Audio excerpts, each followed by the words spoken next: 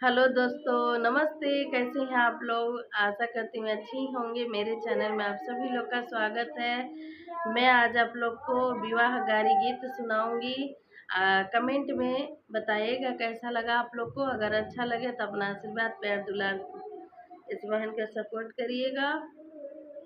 दुल्हा खिचड़ी नाही खाई बात सुन गारी, दुल्हा खिचड़ी नाही खाई बात सुन गारी। सज धज के बहिनी तुहरी घूमेली बजरिया, हसी हसला मंडा संगे लड़ावेली नजरिया। बिना हो गवन के कैली पावा भारी, बिना हो गवन के कैली।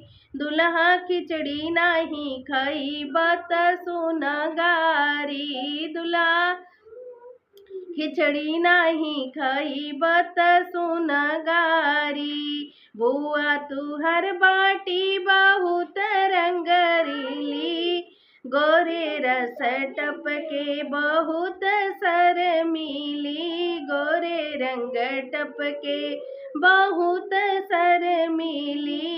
हो रोज मारल बदन उते बारी बारी, दुल्हा खिचड़ी नाही खाई बत सुना गारी, दुल्हा खिचड़ी नाही खैब।